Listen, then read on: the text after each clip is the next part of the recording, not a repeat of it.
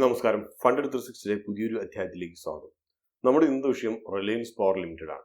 കാരണം ഒത്തിരി പേര് ഈ ഒരു സ്റ്റോക്കിനെ കുറിച്ച് കഴിഞ്ഞ ഏറെ കാലങ്ങളായിട്ട് ഒരു അനാലിസിസ് ചെയ്യണമെന്ന് പറഞ്ഞിട്ടുണ്ടായിരുന്നു. പക്ഷേ ഈ ഒരു സ്റ്റോക്കിനെ കുറിച്ച് നമ്മൾ പലപ്പോഴും ഉള്ള ഒരു ഭയം എന്ന് വെച്ച് കഴിഞ്ഞാൽ, ഏതെങ്കിലും ഒരു സ്റ്റോക്കിനെ കുറിച്ച് നമ്മൾ എന്തെങ്കിലും ഒരു അനാലിസിസ് ചെയ്ത് അതിന്റെ തമ്പനയിൽ കണ്ടിട്ട് ഈ ഒരു സ്റ്റോക്ക് എല്ലാം റെക്കമെൻഡേഷൻ ആണ് എന്ന രീതിയിലാണ് പലരും കണക്കാക്കുന്നത്. അല്ലാത്ത മറ്റൊരവസ്ഥ എന്ന് പറഞ്ഞു കഴിഞ്ഞാൽ, ഇത് റെക്കമെൻഡേഷൻ ആണെന്ന രീതിയിൽ കുറെ പേരൊക്കെ വന്ന് കണ്ട് സമയം കളയും. അത് കഴിഞ്ഞിട്ട് ഇത് ഹോൾഡ് ചെയ്യുന്നവരായിരിക്കും ഒരു വിഭാഗം, മറ്റൊന്ന് ഹോൾഡ് ചെയ്യാത്തവരായിരിക്കാം. അപ്പോൾ ഹോൾഡ് ചെയ്യാത്തവർ ഇത് കണ്ടു കഴിഞ്ഞിട്ട് പറയും, നെഗറ്റീവായിട്ട് പറഞ്ഞിട്ട് നമ്മുടെ സമയം കളഞ്ഞു എന്ന് പറയും. ഹോൾഡ് ചെയ്യുന്നവർ പറയും ഇത് ഭാവിയിലെ മൾട്ടി ബാഗർ ആകും, മറ്റൊന്നും കൊണ്ടല്ല, എൻ്റെ കയ്യിൽ ഇത് ഇരിക്കുന്നുണ്ട് എന്നുള്ളത് കൊണ്ട്. പക്ഷെ എങ്കിൽ പോലും ഒത്തിരിയേറെ പേർ ഈ ഒരു സ്റ്റോക്കിനെ കുറിച്ച് അനലൈസ് ചെയ്യാൻ വേണ്ടി പറഞ്ഞതുകൊണ്ട് അത് ചെയ്യുകയാണ്. നമുക്കറിയുന്ന പോലെ തന്നെ റിലയൻസ് പവർ എന്ന് പറയുന്ന അനിൽ ധീർഭായ് അംബാനി ഗ്രൂപ്പിന്റെ അകത്തുപെട്ട സ്റ്റോക്കാണ്. ഇപ്പോൾ ഏകദേശം ട്രേഡ് ചെയ്യുന്നത് 38-39 രൂപ വില നിലവാരത്തിലാണ്.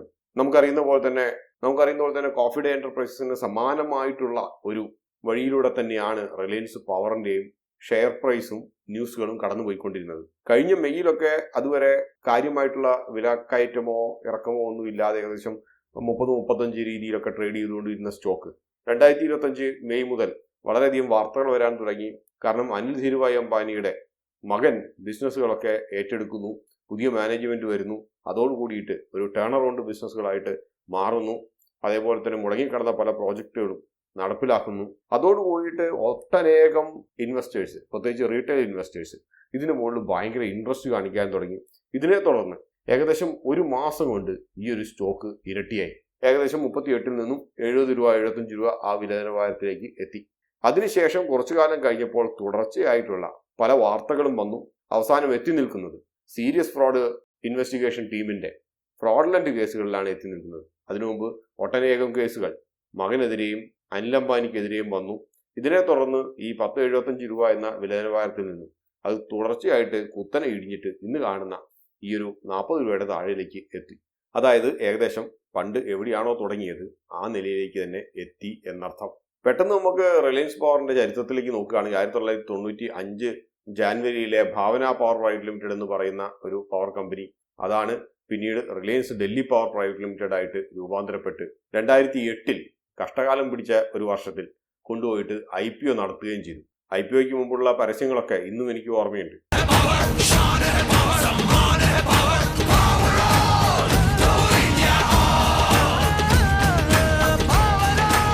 Reliance power, Reliance Anil Dhirubhai Ambani group. Power on India ഓണെന്നോ മറ്റോ പറഞ്ഞിട്ടായിരുന്നു അതിന്റെ ഒരു പരസ്യമുണ്ടായിരുന്നത്. പക്ഷെ തകർന്ന് തരിപ്പണായതിനെ തുടർന്ന് IPOയ്ക്ക് ചെറിയൊരു പ്രീമിയത്തിലൊക്കെ ലിസ്റ്റ് ചെയ്തെങ്കിൽ കൂടിയും ദിവസങ്ങൾക്കുള്ളിൽ നാട്ടുകാരുടെ എല്ലാവരുടെയും പണം നഷ്ടപ്പെട്ടു.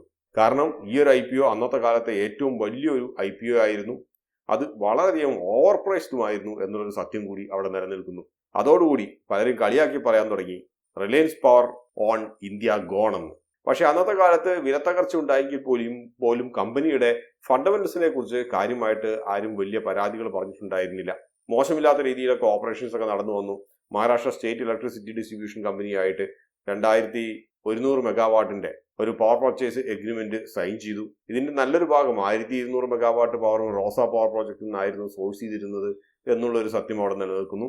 2011 കൂടി ആയപ്പോഴേക്കും റിലയൻസ് പവറിന്റെ അസറ്റുകളിൽ നിന്നും, അതായത് പവർ ജനറേഷൻ അസറ്റുകളിൽ നിന്നും പവർ സ്വന്തമായിട്ട് ജനറേറ്റ് ചെയ്യാൻ വേണ്ടിയിട്ട് തുടങ്ങി. നമ്മൾ ഇതിനു മുമ്പുള്ള പല വീഡിയോകളിലും ചൂണ്ടിക്കാണിച്ചതുപോലെ റിലയൻസ് പലപ്പോഴും ഒട്ടനേകം മേജറുകളും ഡീമർജറുകളും നടത്തുക വഴി ഒരു ആർബിട്രേഷൻ ബിസിനസ് പോലെയാണ് നടത്തിക്കൊണ്ടിരുന്നത്. പക്ഷെ ആർബിട്രേഷനിൽ നഷ്ടം ആർക്ക് വരുന്നു എന്ന് വെച്ച് കഴിഞ്ഞാൽ ഇതിനകത്ത് എപ്പോഴും നിക്ഷേപകർക്ക് മാത്രമേ വന്നിട്ടുള്ളൂ. അത് അനിൽ അംബാനിയും ചെയ്തിട്ടുണ്ട്, ചേട്ടനായിട്ടുള്ള മുകേഷ് അംബാനി വളരെയധികം തവണയും ചെയ്തിട്ടുണ്ട്. റിലയൻസ് പെട്രോളിയം ലിമിറ്റഡിന്റെ മെർജർ ഡീമർജർ എന്ന് പറഞ്ഞിട്ട് ഒട്ടനേകം തവണ ചെയ്യുക വഴി വാല്യൂഷൻ ഗ്യാപ്പുകളെല്ലാം പോയത് പ്രൊമോട്ടേഴ്സിന് തന്നെയായിരുന്നുള്ള സത്യം നിലനിൽക്കുന്നു. അതേ സംഭവം തന്നെയാണ് പലപ്പോഴായിട്ട് ഇത്തരത്തിലുള്ള ലീഗലി ഇല്ലീഗൽ എന്ന് പറയുന്ന രീതിയിൽ ഉള്ള പല ബിസിനസ് മോഡലുകളും ചേട്ടനും അനിയനും പയറ്റിക്കൊണ്ടേയിരുന്നു എന്നുള്ളതാണ് സത്യം. ആകെയുള്ളൊരു വ്യത്യാസം അനിൽ ധീർഭായ് അംബാനി ഗ്രൂപ്പ് ചെയ്തതല്ല കക്കാൻ അറിയാം നിൽക്കാൻ അറിയില്ല എന്ന് പറഞ്ഞ അവസ്ഥയിലേക്കാണ് എത്തിയത്. പക്ഷെ ചേട്ടനായിട്ടുള്ള മുകേഷ് അംബാനി അക്കാര്യത്തിൽ പരിണിത പ്രജ്ഞനായിരുന്നു. അപ്പോൾ ചേട്ടനെ പലതവണ അനുകരിക്കാൻ ശ്രമിച്ചെങ്കിലും അനിയൻ പലതവണ പരാജയപ്പെടുകയാണുണ്ടായത്. അഥവാ പരാജയപ്പെട്ട് പരാജയത്തിന്റെ പടുകുഴിയിലേക്ക് വീഴുകയും ചെയ്തു. 2025 ഒക്ടോബറിൽ റിലയൻസ് പവറിന്റെ CEOയെ അറസ്റ്റ് ചെയ്തു. അതാണ് ഏറ്റവും അടുത്തുള്ള ഒരു സംഭവ വികാസം. കേസുകൾ തീരുന്നില്ല. Solar energy corporation of India അവരുമായിട്ട് സൈൻ ചെയ്തിരുന്ന ഒരു MOU ആയിരുന്നു കുറച്ചു കാലം മുമ്പ് ഉയർത്തി കാണിച്ച ഒരു പോസിറ്റീവ് ഇവന്റ്. പക്ഷെ അടുത്തിടെ കണ്ടുപിടിച്ചു ഫേക്ക് ബാങ്ക് ഗ്യാരണ്ടിയാണ് നൽകിയത് സോളാർ എനർജി കോർപ്പറേഷൻ ഓഫ് ഇന്ത്യക്ക് വേണ്ടിയിട്ട്. ഇതിനെ തുടർന്ന് റിലയൻസ് പവറിനെ ഡീബാർ ചെയ്തു.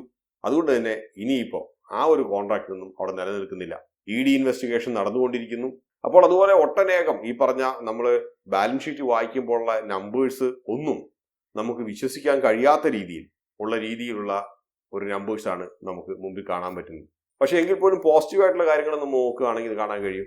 കുറച്ച് ഡൈവേഴ്സിഫൈഡ് ആയിട്ടുള്ള ഒരു പോർട്ട്ഫോളിയോ ആണ് ഈ ഒരു കമ്പനിക്കുള്ളത്. അഥവാ അസറ്റ്സ് കുറേ ഉണ്ട്, കടവും അതിനേക്കാളും ഉണ്ട്. ഇതെല്ലാം പ്ലെഡ്ജ് ചെയ്തിരിക്കുന്നതാണ്. അപ്പോൾ അതുകൊണ്ട് അസറ്റിനെ കുറിച്ച് നമ്മൾ കാര്യമായിട്ട് പറയുന്നില്ല. പക്ഷേ എങ്കിൽ പോലും കോളെന്നും ഹൈഡ്രോ പവറെന്നും ഗ്യാസെന്നും റിന്യൂവബിൾ എനർജിയും ഒക്കെ ആയിട്ട് കുറച്ച് പവർ ജനറേഷൻ അസറ്റ്സ് ഉണ്ട്.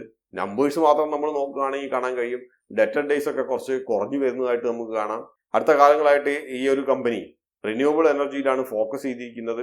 പിന്നെ കടം കുറച്ചു കൊണ്ടുവരാൻ വേണ്ടിയിട്ടുള്ള എഫേർട്ടൊക്കെ എടുക്കുന്നു എന്ന് പറയപ്പെടുന്നു. അതേസമയം തന്നെ നെഗറ്റീവായിട്ടുള്ള കാര്യങ്ങളെ കുറിച്ച് നമ്മൾ പറയുകയാണെങ്കിൽ പ്രോഫിറ്റബിലിറ്റി ഭയങ്കരമായിട്ട് വാരി ചെയ്യുന്നതായിട്ട് കാണാം. അഥവാ കുറച്ച് സബ്സിഡിയറികളിൽ മാത്രം ഊന്നിയിട്ടുള്ള ഒരു ബിസിനസ്സുകളാണ് മുമ്പോട്ട് കൊണ്ടുപോയി നടക്കുന്നതെന്ന് കാണാം.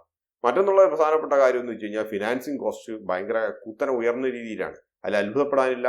കാരണം ക്രെഡിബിൾ ആയിട്ടുള്ള ഒരു പ്രൊമോട്ടറും ക്രെഡിബിൾ ആയിട്ടുള്ള ഒരു കമ്പനിയും ഉണ്ടെങ്കിൽ മാത്രമേ ചുരുങ്ങിയ പലിശയ്ക്ക് പണം നൽകുവാൻ വേണ്ടി കടം നൽകാൻ വേണ്ടിയിട്ട് ഏത് ലെൻഡർ ആണെങ്കിലും കടം കൊടുക്കുന്ന ആള് ഇഷ്ടപ്പെടുകയുള്ളൂ. അതേസമയം ഈ രണ്ട് സംഭവം ഇല്ലെങ്കിൽ വളരെ ഉയർന്ന നിലയ്ക്ക് വേണ്ടി വരും നമുക്ക് പണം കടം വാങ്ങിക്കാൻ വേണ്ടിയിട്ട്. അതുകൊണ്ടാണ് നമ്മൾ പലരെയും കണ്ടിട്ടുണ്ടാവും നാട്ടിൻ പുറത്ത് നടക്കുന്ന പണം നൽകുന്നവർ പലരും ഈടുകളും ഒന്നുമില്ലാതെ കൊടുക്കാനില്ലാത്തവർക്ക് വേണ്ടിയിട്ട് പണം നൽകുന്നു. പക്ഷെ വളരെ ഉയർന്ന പലിശയാണ്. അതേ സംഭവം തന്നെയാണ് ഇവിടെ. ഫിനാൻസിങ് കോസ്റ്റ് വളരെ ഉയർന്നു നിൽക്കുന്നു. ഇൻട്രസ്റ്റ് കവറേജ് റേഷ്യോ വളരെ താഴ്ന്നതാണ്. അതിന്റെ അർത്ഥം കമ്പനിയുടെ ഏർണിങ്സ് ഒന്നും പോരാ കടം കൊടുത്തു തീർക്കാൻ എന്നുള്ളതാണ്. അപ്പോൾ ICR ഇൻട്രസ്റ്റ് കവറേജ് റേഷ്യോ വളരെ ചെറുതാണെന്ന് നമുക്ക് തോന്നുമെങ്കിലും ഇത് ഒരു ഗ്യാപ്പ് വളരെ ചെറുതാണെന്ന് തോന്നുമെങ്കിലും ഇതിന്റെ ഒരു വലിയൊരു പ്രശ്നം കാര്യമായിട്ട് ഇമ്പ്രൂവ്മെന്റ് വന്നിട്ടില്ലെങ്കിൽ ഈ ഗ്യാപ്പ് വളരെയധികം വൈഡൻ ചെയ്യും. നമ്മുടെ സ്റ്റോക്ക് മാർക്കറ്റ് പ്രൈസ് ഒക്കെ എങ്ങനെയാണോ ലാഭം നമുക്ക് കോമ്പൗണ്ട് ചെയ്യുന്നത് അതേപോലെ തന്നെയാണ് പലപ്പോഴും ഈ ICRനെ സംബന്ധിച്ച് നമ്മൾ പറയുന്നത്. ROE നെഗറ്റീവാണ്. പല വർഷങ്ങളായിട്ട് ഓഡിറ്റേഴ്സിന്റെ പല കൺസേൺസും ഉണ്ട്.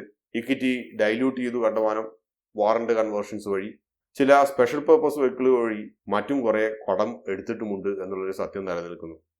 അപ്പോൾ അവസാനത്തെ ചോദ്യം, ഒന്നാമത്തെ കാര്യം ഇത് പുതുതായിട്ട് എൻട്രി ചെയ്യണമോ വേണ്ടിയോ എന്നുള്ളതാണ്. പ്രധാനമായിട്ടും എൻട്രി ചെയ്യണമോ വേണ്ടിയോ ഇത് വാങ്ങിക്കണോ വേണ്ടിയോ എന്നുള്ളത് നിശ്ചയിക്കപ്പെടുന്നത് നിങ്ങളുടെ റിസ്ക് ആപ്പിറ്റൈറ്റിനെ കുറിച്ചാണ്.